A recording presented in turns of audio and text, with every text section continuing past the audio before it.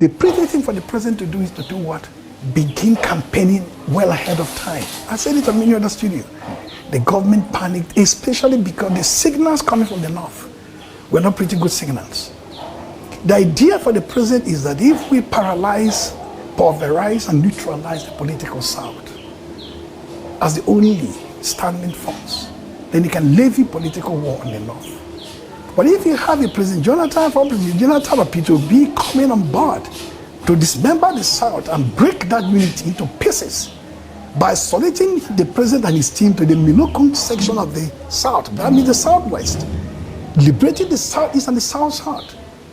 For the other two, or one of them, it means the North will now settle the score for two certain brothers in a very, very strong, robust political context.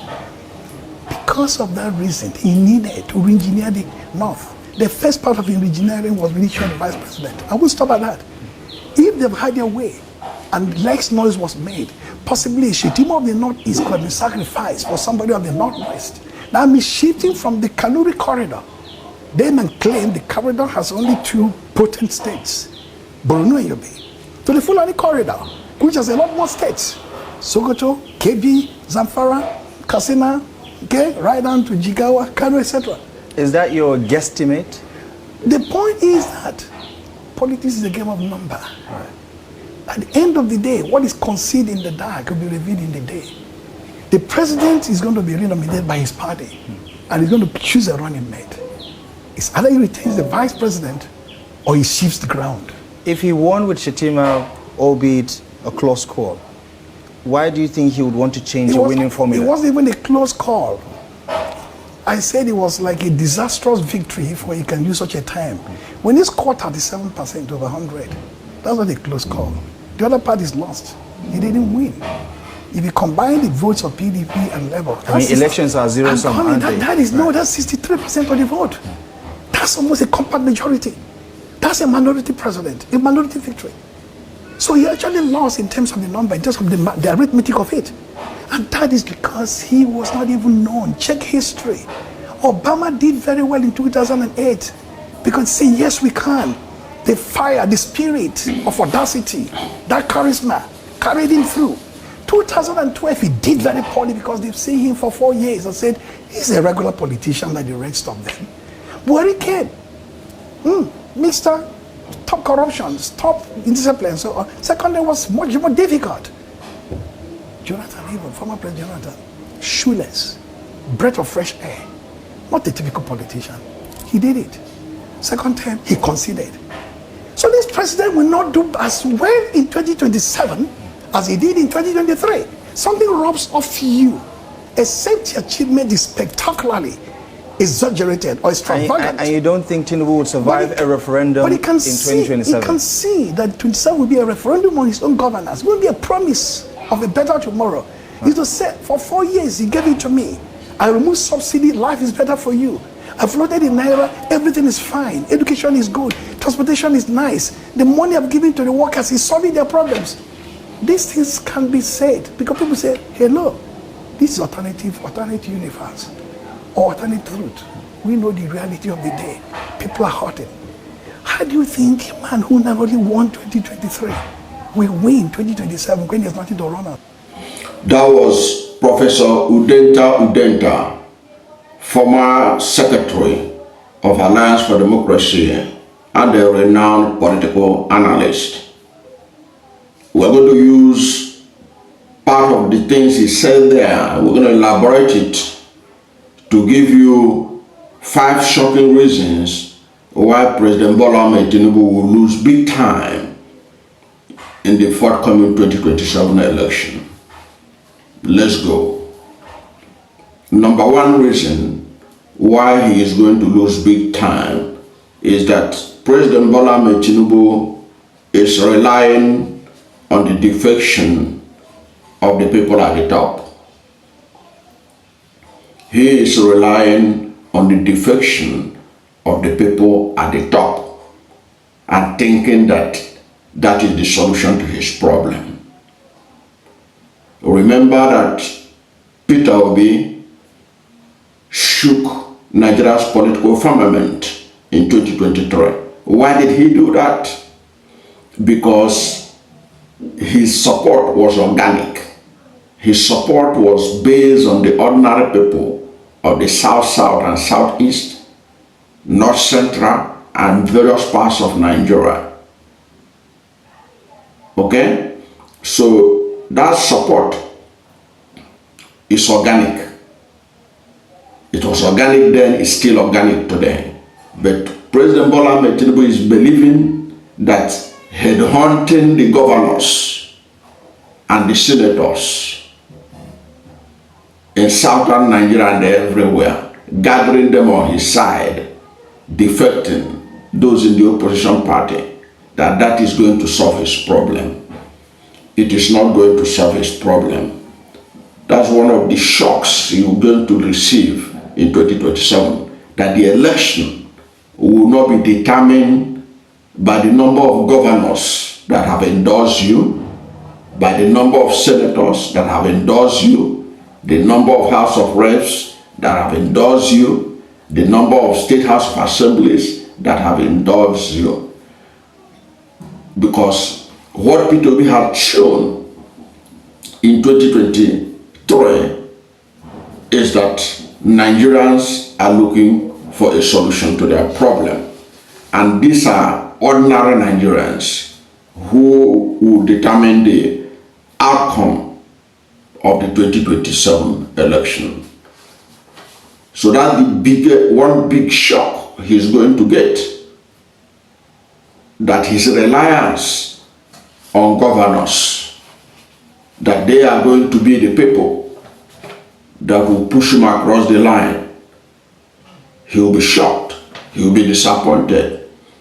He will see the true reflection of the Nigerian people.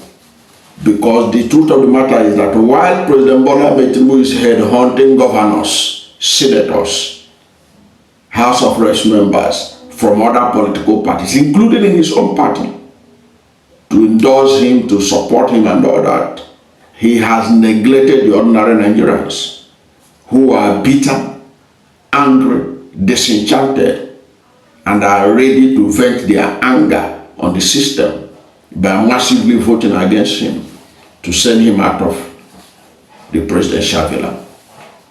That is one thing that he has failed to take note of.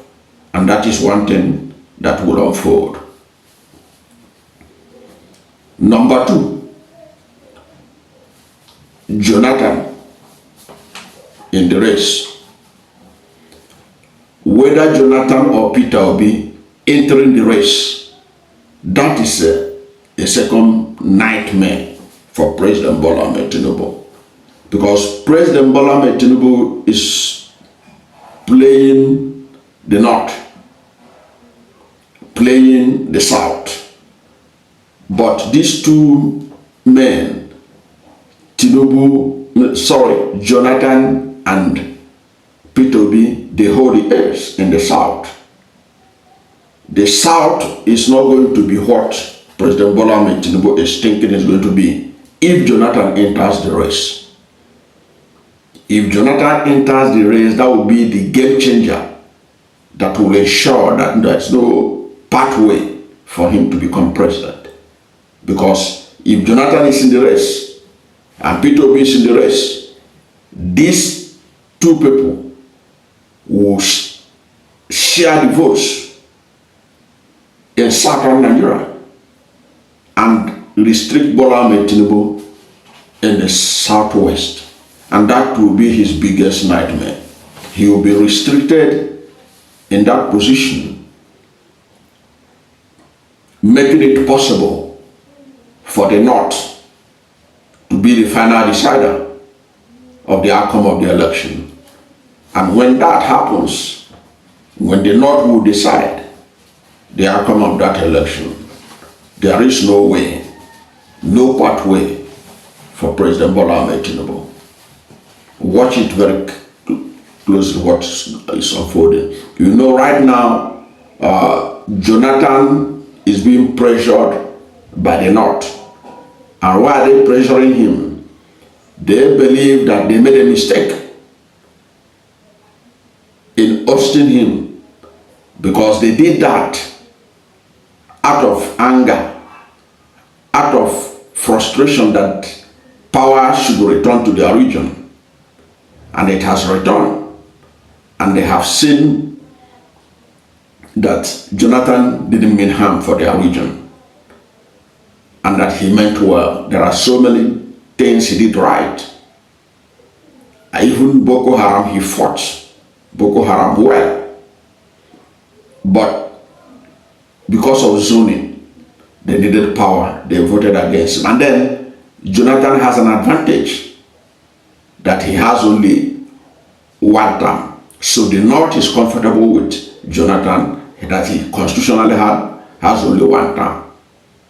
Okay? Even I'm yours truly here, I think that Jonathan should keep himself out of the race so that Peter Obi and Tinubu will face it squarely again this time.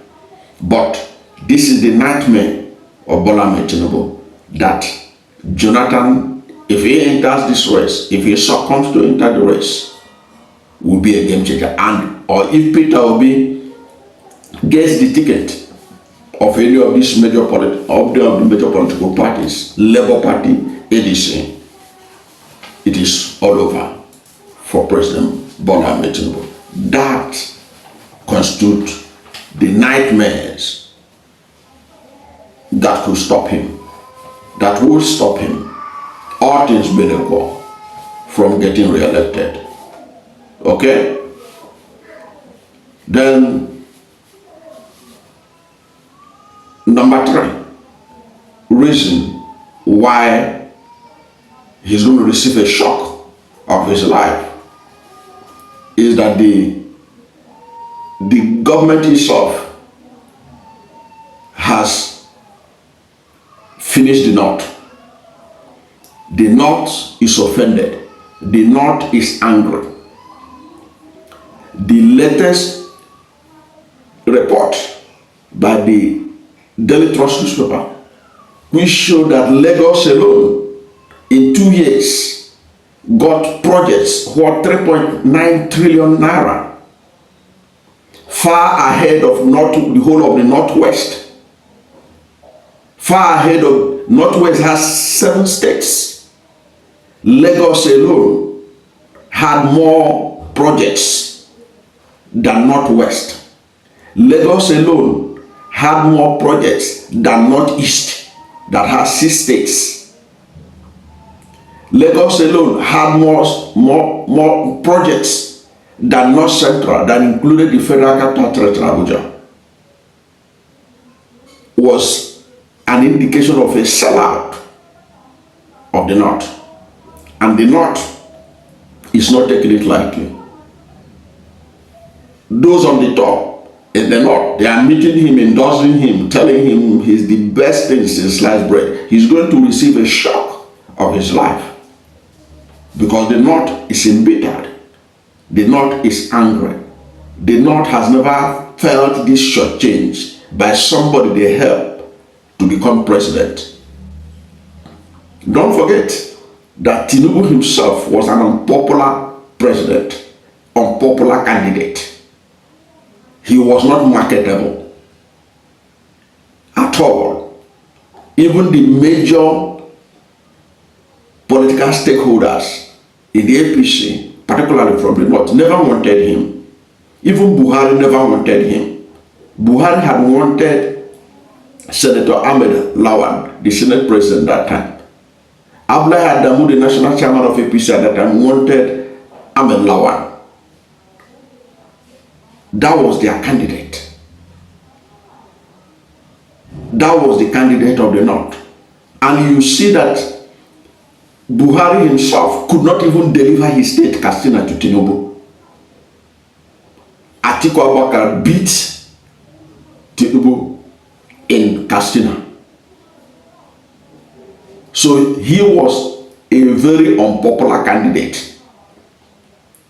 Even if you go by the disputed result of the INEC, where INEC gave Peter Obi 6.1 million votes, gave Atiku Abubakar 6.9 million votes, and gave Tinubu 8.9 million votes or so.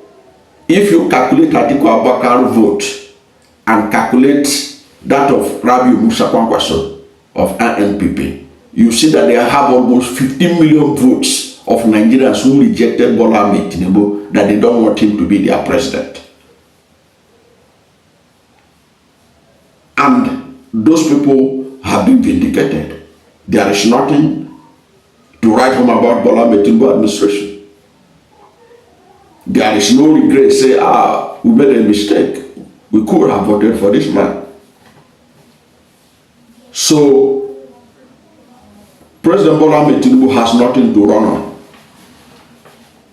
He has nothing to run on. And when you are a president, you have done the first term, and you are even unpopular in your first term, then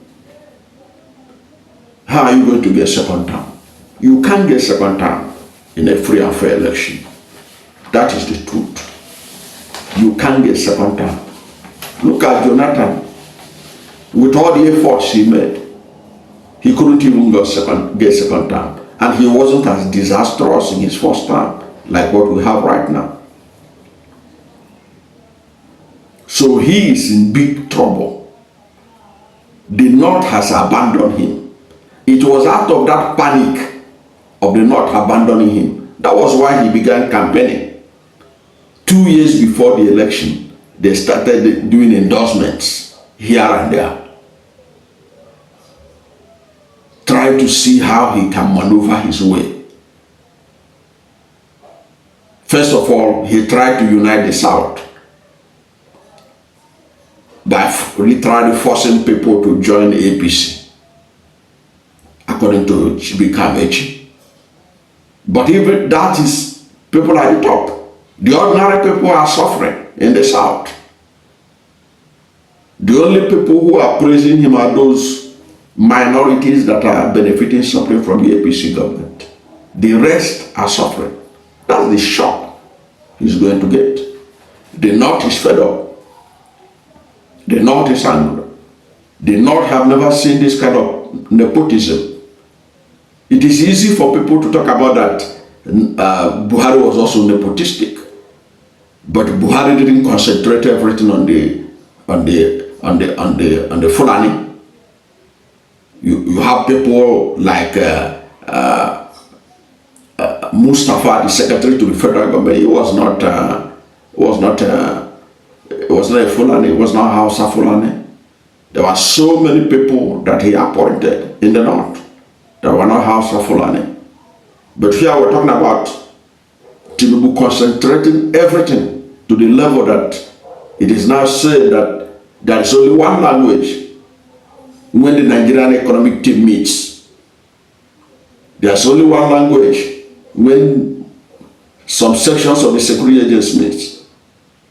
And the North has seen this. And it's not as if it is bringing results. The North is not safer than it was before. In fact, recent data show that things are worse in terms of security-wise.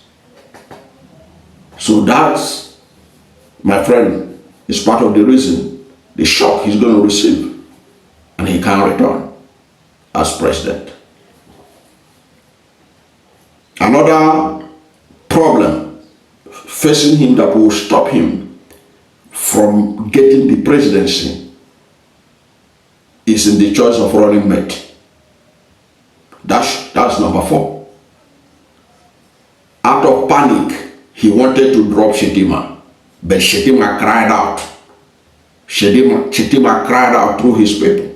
He wanted to drop Kashim Shetima. That's the game plan. That was the game plan. It may still be the game plan, but Shetima cried out. First of all, Shetima cried out to his people in Borno. It was because of that outcry that made Borno APC leaders earlier in the year met at the government house Meduguri to beg Bola Ahmed Tinubu not to drop him. That was not enough to make the president change his mind. When the APC stakeholders met in Gombe to endorse President Tinubu, and they didn't endorse Kashim Shettima, there was fracas. There was throwing of chairs. Even the former national chairman of APC, Abdullahi Ganduje, had to be escorted by security out of the venue. That problem is still there. What do you do with Shettima? Do you drop him or do you go ahead with him? Whatever position he takes will cost him the election. If he goes ahead with Shettima, it means he's staying with Kanuri people. It means he's staying with Gombe. He's staying with Yobe and Borno, which are the Kanuri heartland. How many votes do they command? How many votes were able to deliver in the last election? Or does he drop Shettima and go with the Hausa Fulani corridor of the Northwest that command millions of votes, that included Kano, Katsina, Jigawa, Kebbi, Sokoto? What does he do? He is caught between a rock and a hard place. Whichever position he takes could cost him the presidency, would make him lose the election big time. Then the number 5 shock that he's going to receive. You know, recently the president said, give order that they should crash the price of food. What does that mean? That was an acknowledgement that the price of food is on the high side, but there is a limit to what he can be able to do. The president has a limit to how he can be able to crash the price. Already, the price has reduced to the level it is now, not to the level he met it. The food price have gone down, not to the level he met it under Buhari. It's still high. And this is despite the massive importation of food that he had allowed. Because of that, local rice farmers are crying. Local rice people, those who mill rice, they are crying. They borrowed money from the banks. They can't meet up. Because instead of Tinubu encouraging the local farmers, he's flooding everywhere with rice. But that is not a sustainable solution. Even at that, the price is still high. The price of foodstuffs are still high, even during this time that we are the harvest season. So that is a problem for him. He said they should crash the price. There is a limit. How do you crash a price when farmers cannot go to their farms? When farmers have no access to their farms? When farmers are killed in their farms? You can't crash it, except you go on massive importation. And if you do that, you worsen the economy of the country, because as you import more, you put a lot of pressure on the dollar, on the naira. And when you put a lot of pressure on the naira and dollar exchange rate, you create far more problem than you made. Already, you and I know that this government makes naira at the exchange rate of 440 naira to the dollar. That was the official rate they met on May 29, 2023. Today we are talking about 1,600, 1,590, 80, depending on how the day turns out. This has created poverty, insecurity, deaths across Nigeria. This hardship has never been experienced. The kind of hardship in Nigeria today has never been experienced in a generation, and it's not going away anytime soon. No matter how he tried to crash the price, he can't be able to do it, because he has already messed up the whole thing by the actions he took from day one, by the way he removed the fuel subsidy, by the way he floated the naira. Everything is in the tanks. That, my friend, these are the 5 points that are going to ensure that he doesn't return. I don't know what to think about this, but whatever is your position, let's hear from you at the comment section. Thank you for watching this video. And if you are new to my channel, you have not yet subscribed to my channel, please subscribe to my channel. Hit the subscription button, hit the notification bell. When you subscribe to my channel and hit the notification bell, anytime I have a new video, you'll be among the first to know. God bless you. And please don't forget to like this video, because when you like it, God will rank it high and recommend it for more people. Thank you, and God bless you and yours.